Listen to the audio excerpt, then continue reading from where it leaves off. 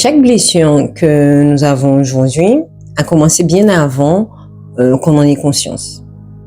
Quand nous étions enfants, on était purs, on était vulnérables, ouverts. Et dans cette ouverture, on a parfois reçu du rejet, du silence, de la honte même parfois. Alors pour continuer à être aimé, on a appris à cacher une partie de nous. Et c'est à ce moment-là que notre ombre est née.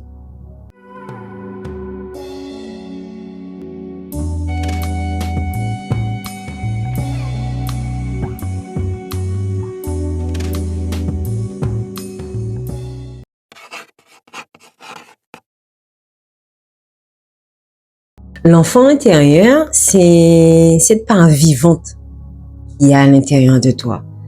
Elle est curieuse, elle est créative, elle est spontanée. Mais c'est aussi celui qui a eu peur, celui qu'on n'a pas écouté, celui qui a dû grandir trop vite. À chaque fois que tu t'empêches de pleurer, de dire non, c'est cet enfant blessé qui agit dans l'ombre. Et il ne demande qu'une chose, être reconnu.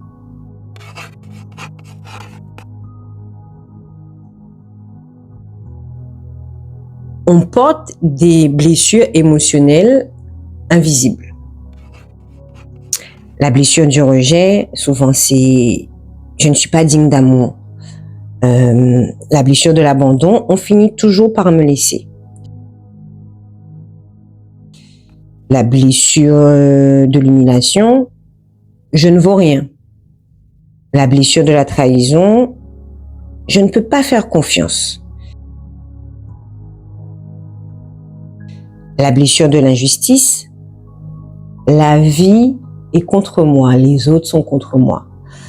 Ces croyances ne sont pas la vérité. Ce sont des mécanismes de survie qu'on a développés en apprenant à cacher une partie de nous. Et ça fait partie de l'ombre.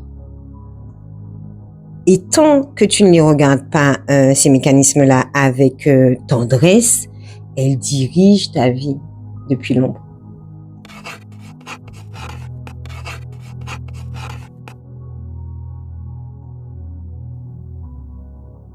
On va prendre une profonde inspiration et une longue expiration, comme si on vidait tout ce qu'il y a à l'intérieur. Encore 3 fois, profonde inspiration et une longue expiration. Encore une profonde inspiration et une longue inspiration. On vide tout ce qu'il y a à l'intérieur. Et encore une dernière profonde inspiration. On vide la tête, on est prêt à recevoir. Et une longue expiration. Visualise-toi, enfant, petit. Cet enfant que tu étais. Son visage, ses yeux, sa posture, son rire, son sourire. Visualise cet enfant. Observe-le.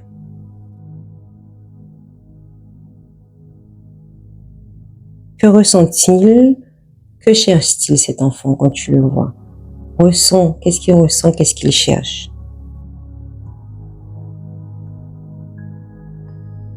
Maintenant, imagine que ton toi adulte s'approche doucement de lui. Visualise la scène, tu t'approches doucement avec amour, tendresse et bienveillance.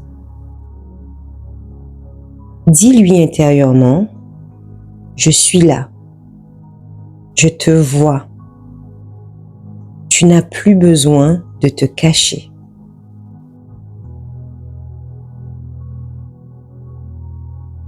Reste dans cet instant, un petit moment.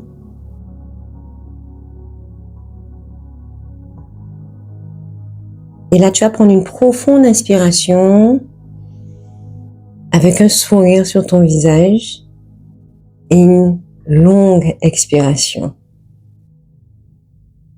Et maintenant, tu réouvres les yeux et tu vas prendre ton carnet.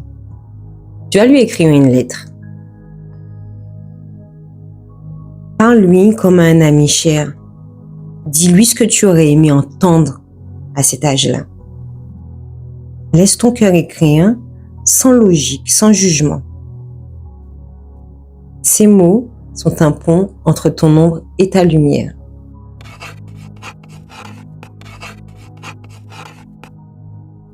Chaque fois que tu écoutes ton enfant intérieur, tu guéris une partie de ton ombre. Parce que l'ombre, souvent, c'est juste ton enfant blessé. Devenu adulte dans un monde qui ne l'a pas compris, en fait.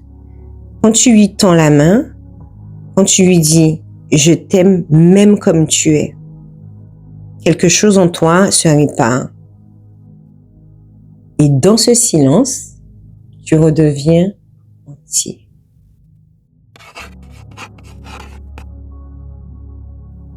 L'enfant intérieur, c'est la porte la plus directe vers ton ombre. Et c'est aussi celle qui mène le plus vite vers ta lumière.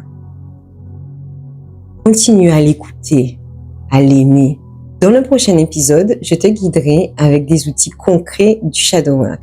Journaling, breathwork, méditation, rituel d'intégration. Ensemble, on apprendra à faire de ton ombre un allié.